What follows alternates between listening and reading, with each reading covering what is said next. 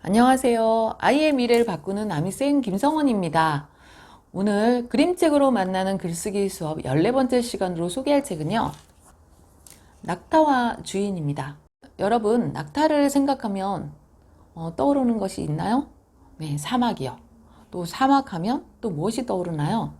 우리와 멀리 떨어진 그 아시아와 아프리카 연결하는 그 지역, 중동 지역을 떠올릴 수 있겠죠. 네.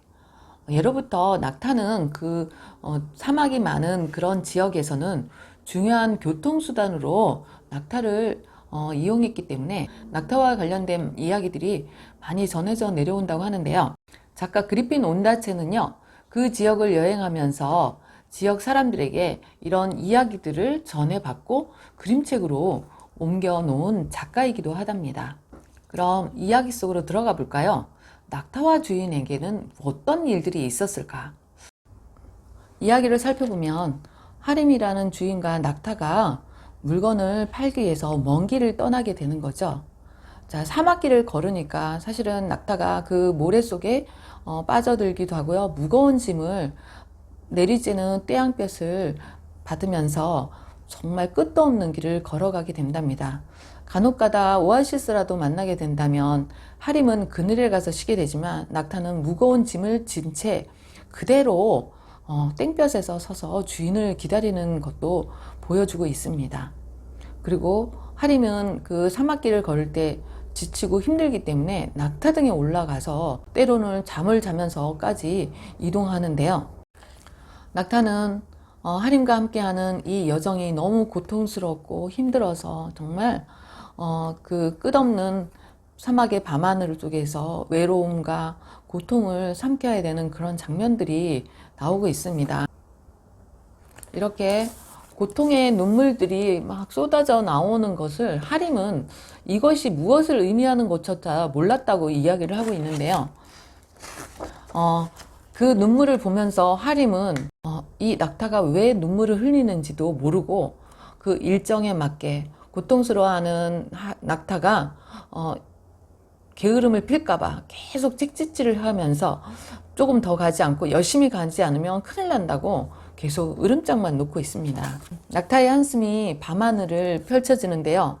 이 밤하늘에도 잠을 이루지 못하고 낙타는 자기가 이때까지 보였던 눈물이 주인한테 어떤 반응도 보이지 않게 되자 마음의 문을 닫게 되고 혼자 외로이 자기 마음을 달래면서 끙끙 앓고 있는 모습을 보여주고 있답니다.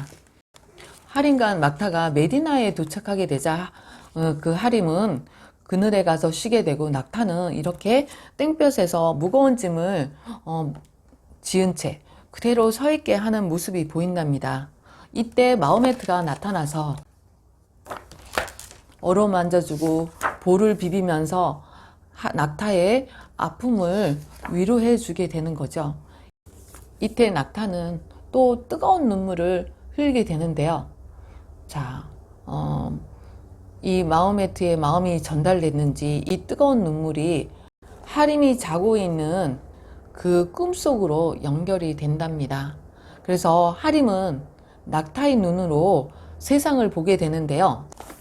그동안 낙타가 뜨거운 태양 아래서 얼마나 지치고 힘들었는지, 그 다음에 그 무거운 짐과 끝도 없는 길을 걸어가면서 얼마나 아팠는지를 알게 되면서 하림이 또 낙타처럼 흐느껴 울게 되는 장면이 보입니다. 그래서 색으로도 보면 낙타와 하림이 같은 생각 안에서 서로의 마음을 공유하고 있다는 생각도 들고요. 마호메트가 하림에게 이야기합니다.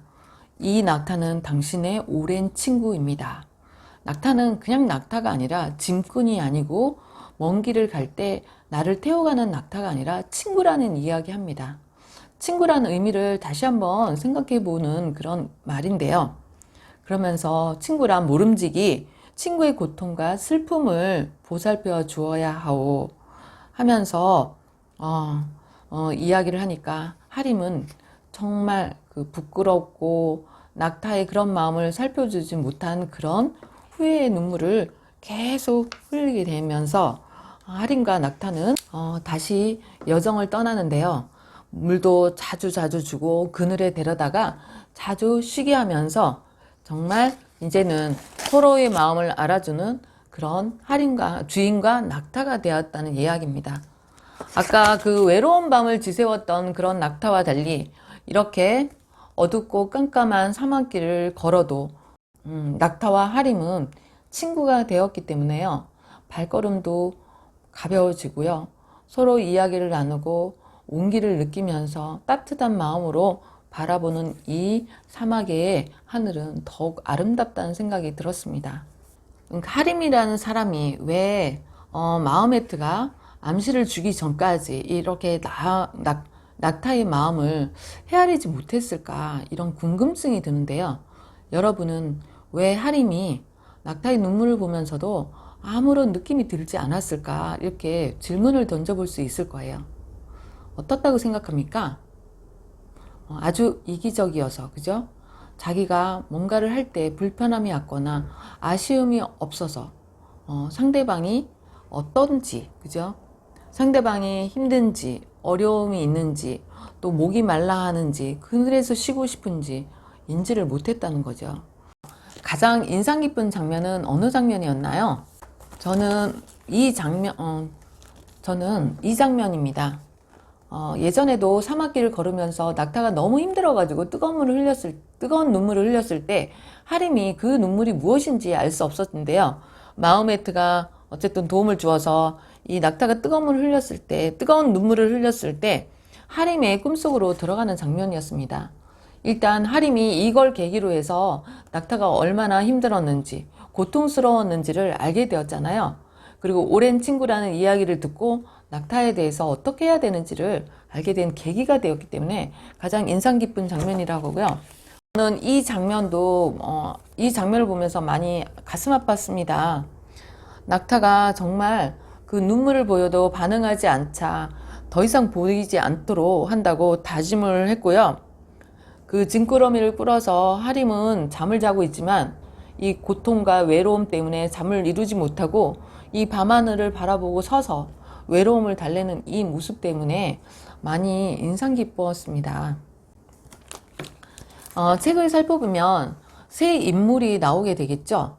낙타와 하림, 마호메트라는 사람이 있는데요. 낙타는 우리가 흔히 주변에서 볼 수 있는 인물이라고 볼 수 있어요. 약자에 해당되는 거죠. 뭐 근사한 일이나 멋있는 일을 하기보다는 허드렛 일을 하고 누구에게 지시를 받아서 일하는 사람 입장이라고도 볼 수 있을 것 같아요. 하림은 누군가가 고용해서 일을 시키는 입장의 어떤 사람이라고 대변할 수 있는데요. 이럴 때 이 낙타와 주인의 관계에서 흔히 일어날 수 있는 일을 마호메트라는 그런 인물이 나타나서 그 주인이 낙타를 어떻게 바라봐야 되는 건가를 일깨워주고 있는 그런 인물이 마호메트라는 생각이 든답니다. 우리도 사실은 낙타의 입장이 될 수도 있고요. 주인의 입장에 우리는 얼마든지 될 수 있죠. 큰 소리 내서 내가 못하겠다, 이건 안 한다고 말할 수 없는 처지가 되었을 때 낙타의 마음은 어떨까? 그 다음 시키는 사람 입장에서 과연 이걸 해내는 사람은 정말 행복하게 할 수 있고 즐겁게 할 수 있을까? 이런 부분까지 우리는 살펴봐야 한다는 거죠. 다르게 말하면 배려해야 된다는 이야기인데요. 아마도 낙타는 주인에게 배려를 받는다면 훨씬 더 가벼운 발걸음으로 사막길을 걸어야 될 것이고요. 하림도 낙타가 고통스럽지 않게 걸어간다면 하림이 원하는 그 양만큼 낙타가 일을 해줄 거라는 생각이 듭니다. 사실은 마호메트가 그 이슬람의 창시자이고 예언자라고 나오고 있는데요. 현자라고 이야기할 수 있겠죠. 뭔가 어리석은 사람들이 어리석음을 깨울 수 있는 그런 사람의 모습을 하고 나오는데, 아마도 우리 주변에 이렇게 깨달음을 줄 수 있는 분들이 많다면 주변을 잘 살펴보지 못하고 그냥 지나쳐 버리는 그런 것들을 한 번쯤은 다시 볼 수 있는 기회를 제공해 줄 수 있으라는 생각이 듭니다. 아이들에게 학습지에도 말했는데요.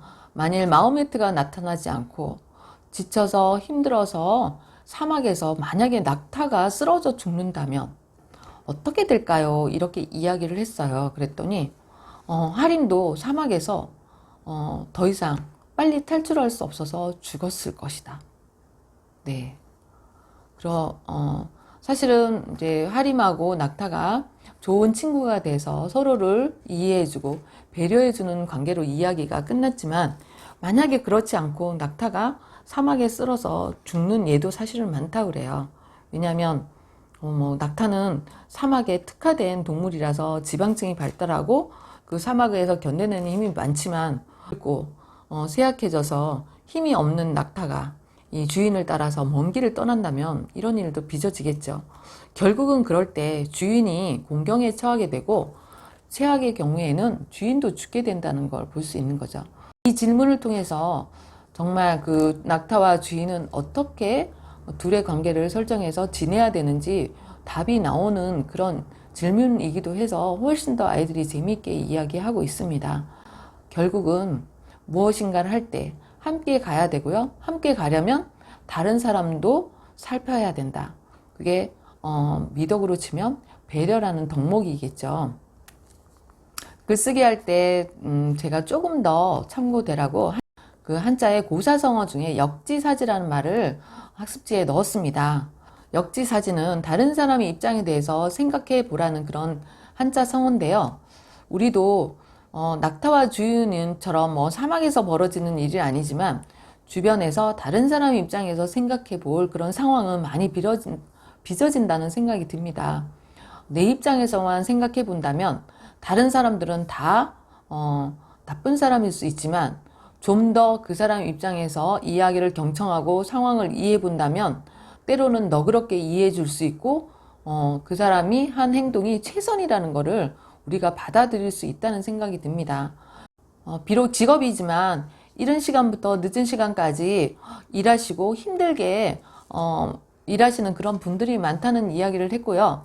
어떤 대가를 바라지 않지만, 비록 직업이지만 아침 일찍부터 저녁 늦게까지 정말 고되고 힘든 일을 하는 주변 분들은 없을까? 또 그분들이 일할 때 우리는 어떤 마음을 가져야 될까? 아이들이 좀 막막해 하길래요. 제가 구체적으로 얘기를 들었어요.